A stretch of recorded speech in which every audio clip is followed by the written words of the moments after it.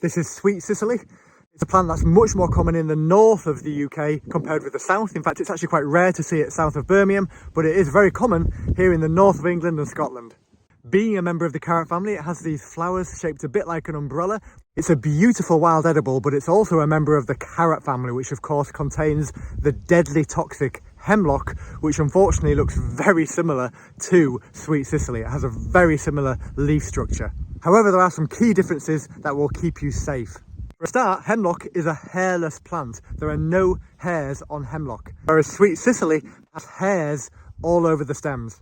Hemlock also has this purple blotching on the stem, which Sweet Cicely does not have.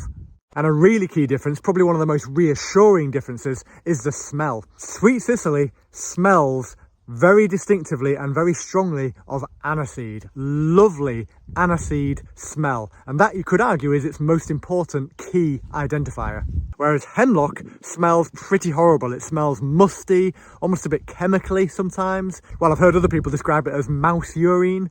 You get the point. Hemlock smells pretty horrible, whereas Sweet Cicely, especially when you crush up the leaves, smells delicious. It smells of aniseed. So basically, if you have a plant with a fern-like leaf structure like this, and it's got hairs on the stems, and it smells very clearly of aniseed, then it is Sweet Cicely. It cannot be anything else.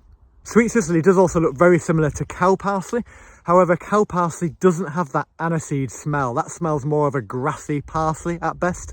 But if you did get those two mixed up, it wouldn't really matter because cow parsley is perfectly edible. It's just nowhere near as nice as Sweet Cicely. Another feature of Sweet Cicely is that it often has these pale markings on the leaves. They look a bit like splashes of paint. However, it's worth bearing in mind, you don't always get these pale white markings on the leaves. They don't always show up. Sometimes you will find Sweet Cicely with none of these markings on them.